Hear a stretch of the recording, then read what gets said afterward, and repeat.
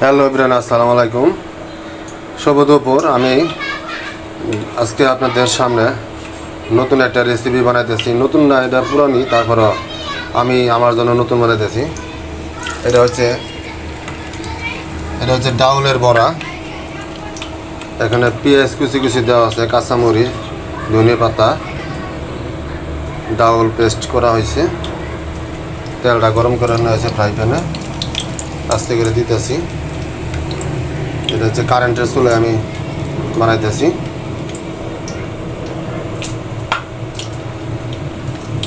এটা আঙ্গুল দিয়ে আস্তে আস্তে করে যেভাবে সুন্দর করে গোল করে নিতে হয়। গোল করে নেওয়ার পরে আস্তে করে তেলে ছেড়ে দিবেন। এই যেভাবে সাবধানতা অবলম্বন করতে হবে, যেমন তেলটা গরম হইতেছে, তেলটা যেন শরীরে ছিটা না আসে। এই যেভাবে সুন্দর করে এক পরিমাণে সুন্দর করে মানে তেলে এইভাবে ছেড়ে দিতে হবে। আসলে কোনো জিনিসই অসম্ভব কোনো কিছু না, চেষ্টা করলে সবই হয়। দেখেন তেলটা সুন্দর হয়ে ফুটে আসছে। আগুনের পাওয়ারটা কমা দিতে হবে। 1200 দিলাম, আরও কম দিই 800। মিটার এখন 800 আছে, প্রথম 2200 দিয়েছি। 2200 দেওয়ার কারণ হচ্ছে তেলটা অনেক পাওয়ারফুল আছিল, গরম হয়েছে।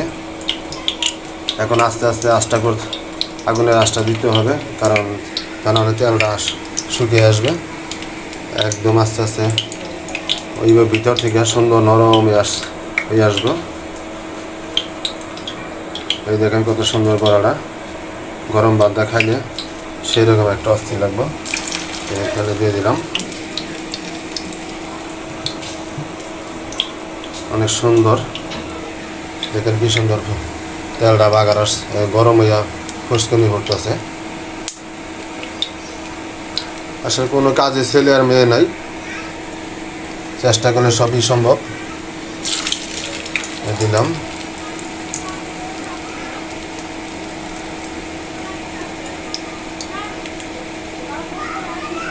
এই কি সুন্দর করে এইভাবে বানাতে চারমোড়া গোল করে বানাতে হবে। এই যে সুন্দর করে ব্যাস। এই যে গরম তেলে মেরে দিলাম, তেলটা সুন্দর দেখেন একদম গরম হয়ে আছে। বলে যেন হাত না লাগে, হাত লাগলে কিন্তু একবারে পুড়ে যাবে, খোসা পড়ে যাব। এই দিলাম।